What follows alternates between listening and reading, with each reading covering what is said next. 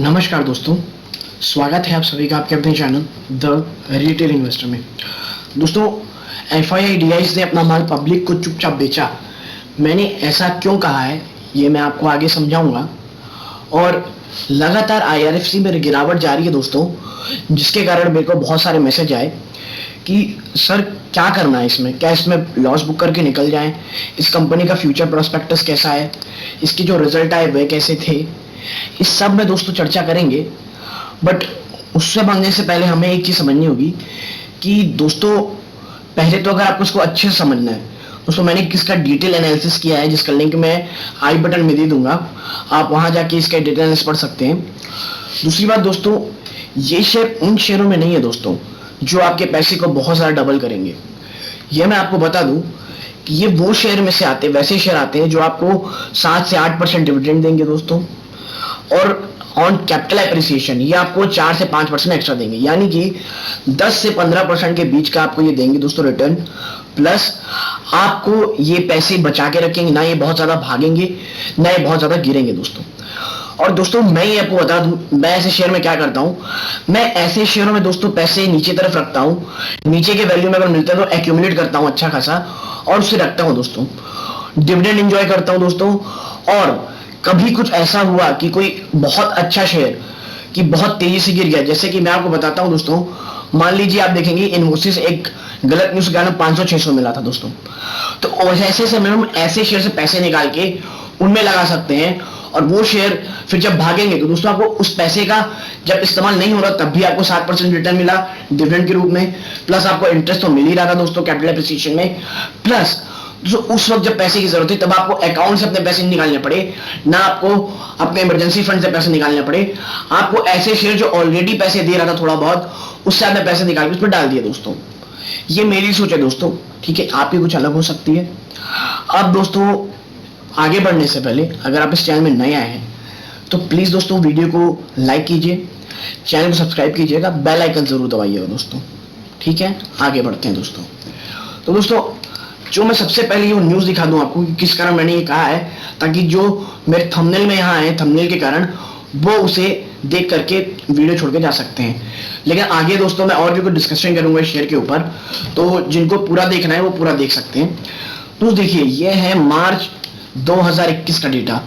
आप देखेंगे कि पब्लिक की होल्डिंग देखिए, आप लगभग आप देखेंगे 8% है दोस्तों, 7.97, ठीक है दोस्तों। और अब देखिए आप यहां से बढ़ के कहां से कहां तक आ गई पब्लिक की होल्डिंग, 9.03% दोस्तों। पब्लिक की होल्डिंग कितनी हो गई, 9.03, ठीक है। ये दोस्तों ये देखिए, याद रखिए ना। अब देखिए जो कैच है मैं कह रहा हूं, आप DIS की होल्डिंग देखिए दोस्तों 4.2%, जो कि घट के कितनी हो गई 3.74% दोस्तों, ठीक है। कितनी हो गई 3.74%। मतलब आपके हाथ से फिर से DIS ने आप माल बेचा और उसे पब्लिक ने खरीद लिया भैया। अब FIS की आप होल्डिंग देखिए, इसमें 1.44% थी और वो अब कितनी हो गई दोस्तों, ये देखिए 0.88%, 86%, मतलब फिर घटाया गया। मतलब आप समझिए कि जहां FIS और DIS अपना माल बेच रहे हैं दोस्तों, वही खरीद कौन रहा है, पब्लिक खरीद रही है। अब मैं एक चीज देखता हूं कि भाई जो पब्लिक है वो सिर्फ आम जनता या कोई बड़ा इन्वेस्टर है, तो उसमें क्लिक किया तो भाई ऐसा कोई है भी नहीं।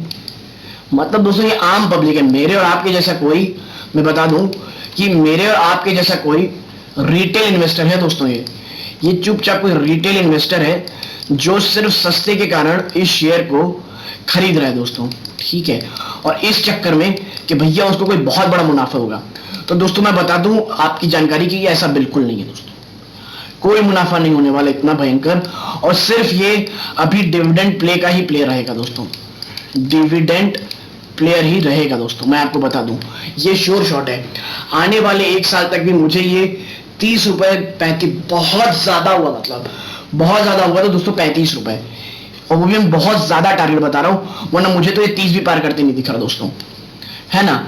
अब बता दूं दूसरी जानकारी कि भैया ये गिर क्यों रहा है दोस्तों, उसका सबसे बड़ा कारण है डिविडेंड ना देना। कंपनी ने जब इस बार डिक्लेयर किया ना दोस्तों रिजल्ट अपना Q4 का, है ना, तो कंपनी ने डिविडेंड नहीं दिया दोस्तों, और सबको उम्मीद थी तो देंगे, और वही नेगेटिव सेंटीमेंट बना जो इस पर लगातार आप गिरावट देख रहे हैं दोस्तों, है ना। ये रहा गिरावट का कारण। भाई कंपनी खराब है? बिल्कुल नहीं खराब है भाई।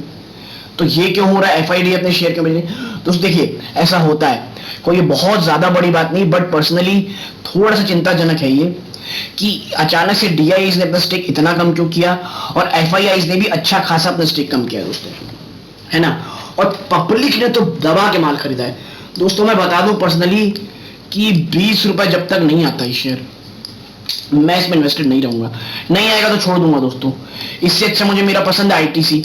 अगर मुझे डिविडेंड प्ले लेना भैया, आईटीसी लेना है मेरे को, 5-6% वो डिविडेंड देता है, और कम से कम 12% 13% का तो रिटर्न पक्का रहता है दोस्तों। इसीलिए मैं वहां ज्यादा जाना चाहूंगा अगर मुझे ऐसी के शेयर में लगाना है तो, ठीक है दोस्तों। तो 20 रुपए तक जब तक नहीं आता दोस्तों, मैं इसे खरीदारी शुरू नहीं करूंगा। हाँ, लेकिन अगर ये आता है दोस्तों तो मैं अच्छा खासा इसमें स्टेक उठाऊंगा, और फिर 20 रुपए दोस्तों, हर 2 रुपए या 3 रुपए की जो गिरावट है उसमें स्टेक अपना खरीदना शुरू करूंगा दोस्तों। और अभी भी ये शेयर खराब नहीं दोस्तों, 23 रुपीज में भी शेयर खराब नहीं। अगर आपको खरीदना है, ये मेरी पर्सनल राय कि भाई मैं नहीं खरीदूंगा, कि मुझे इससे अच्छा आईटीसी लगता है ना।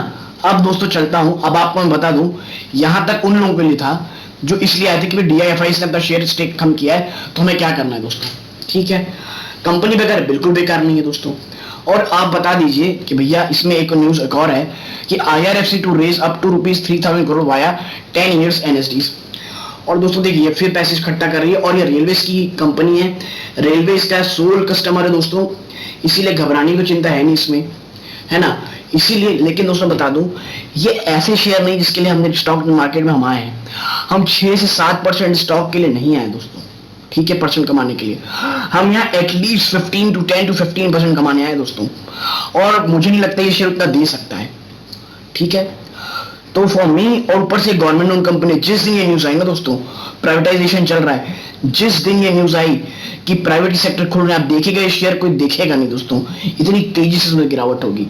इसलिए फॉर मी, हाँ अगर आप खरीदना है तो आप खरीद सकते हैं, but for my personal opinion दोस्तों, 20 रुपए से तो पहले मैं इसको खरीदूंगा नहीं। उससे पहले भाग भी जाएगा तो भी चलेगा, लेकिन but I am not gonna invest in this share. हाँ, डिविडेंड प्ले के लिए जिसको बहुत सारा पैसा रखा है वो डाल सकता है, बट मेरा पोर्टफोलियो ज्यादा नहीं देता, क्योंकि अभी के समय में बहुत सारी चीजें ऐसी है जो अच्छे भाव में हम ले सकते हैं अभी, ठीक है। रिजल्ट का कैसे आया था दोस्तों? देखिए, रिजल्ट अच्छे आए थे। IRFC net profit rises 126% to ₹1,483 crore in March quarter, ठीक है दोस्तों। तो इसके प्रॉफिट में भी, मार्जिन में भी कोई इशू नहीं है, ठीक है।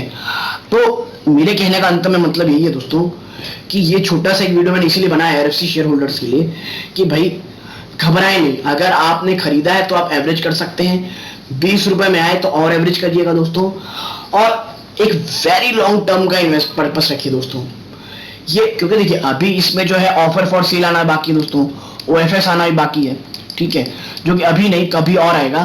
क्योंकि दोस्तों जब ये शेयर भागेगा दोस्तों तो सरकार इसमें अपना स्टेक कम करेगी, क्योंकि 75% का स्टेक सरकार को 3 या 4 साल में अपना करना है, जो कि अभी 86.36% है दोस्तों, ठीक है। दूसरी बात ये हो गई।